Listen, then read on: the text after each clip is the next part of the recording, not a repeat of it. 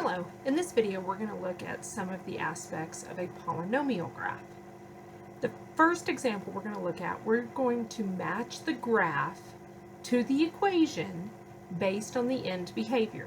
So the end behavior, remember, we only need to look at our leading coefficient. So our first equation that we have is f of x equals negative x to the fourth plus x squared. That x squared does not matter at all. On this one, we want just to look at that leading term.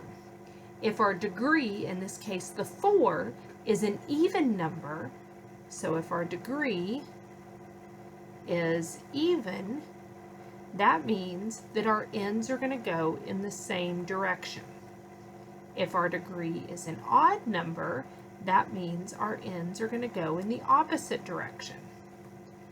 If our leading coefficient is a positive number, that means that the right side's going up. If our leading coefficient is a negative number, that means our right side is going down. And so for this first one, we have f of x equals negative x to the fourth.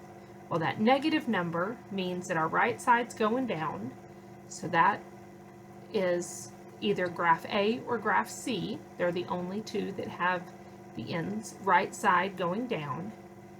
And our degree is an even number, so that means that our left side is going to go the same direction. And so we know that C has to be the graph that matches that first equation, because it's the only one where both ends are going down. So this is even and negative. So that means that our two ends are going down. All right, our next one, we have f of x equals x cubed minus 4x squared. Again, we don't care what's on the end. We're only interested in that leading coefficient, in this case the x cubed.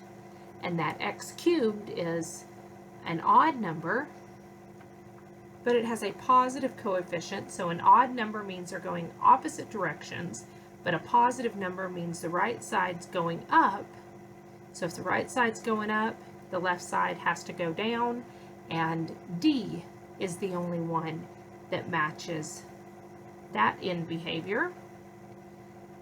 Now in this next one, we've got f of x equals the quantity x minus 3 quantity squared.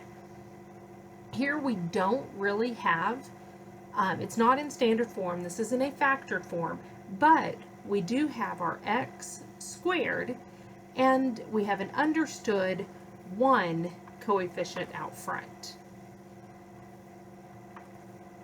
And that 1 is a positive, and our squared is an even number, so even and positive means, even means they're going the same way, positive means that right side's going up, so we get that both ends are going up, and that matches our graph on graph B.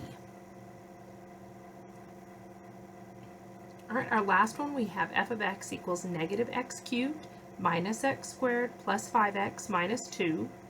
Negative x cubed is the leading term there.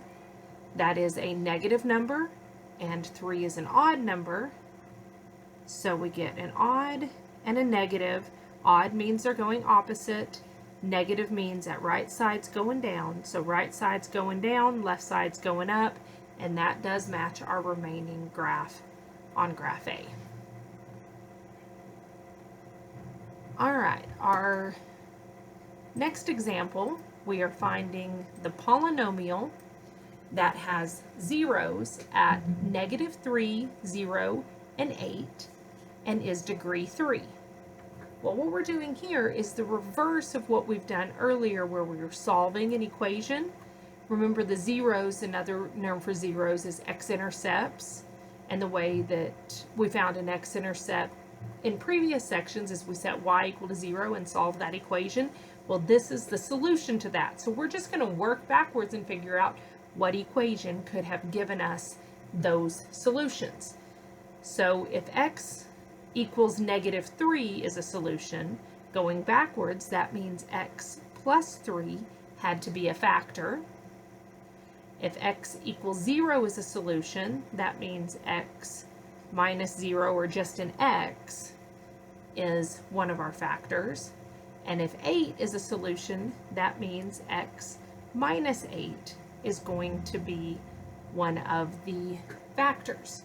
So I'm going to go ahead and just write this x by itself out front, and then we have x plus 3, x minus 8. We're going to start with this. Let's go ahead and multiply and expand that. So let's distribute the x here. We'll get x squared plus 3x. We still have that multiplied by x minus 8.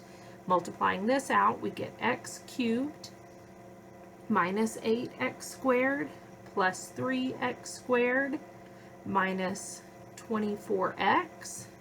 And combining like terms, we get x cubed minus 5x squared minus 24x. And that satisfies our degree. It's a degree 3.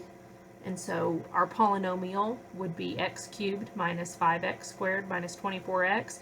And then you could multiply a leading coefficient by that. Any number except for 0 would get you a polynomial. So there are multiple correct answers on this, as long as it has those 3 solutions and has a degree 3, then that's satisfied. This one's going to be the easiest one, is a leading coefficient with a 1, but you could multiply by any leading coefficient other than 0. All right, our last example, we're doing the same thing, but now we have zeros at -1. It has a multiplicity of 1. So what that means is we have x minus a -1, or x plus 1 raised to the first power. Our multiplicity tells us how many times that factor appears in our factored form. We also have a 0 at -2 that has a multiplicity of 2. So that means x minus a -2 raised to the second power is going to be part of our polynomial.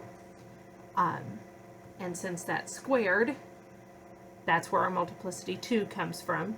That multiplicity tells you the power. The only time multiplicity is typically listed is if you have something that has a multiplicity other than 1. On the first example, we didn't list out the multiplicities because it was just one of each, but this one does have a multiplicity of 2. So we're going to do the exact same thing. We're going to go ahead and expand this one, x plus 1 to the first, and then x plus 2 squared. I'm going to go ahead and square that x plus 2 as my first step. So x plus 2 quantity squared is going to be x squared plus 4x plus 4. And then if we multiply those out, we're going to get x cubed plus 4x squared plus 4x, distributing the x to each of those terms. And then distributing the 1, we get x squared plus 4x plus 4.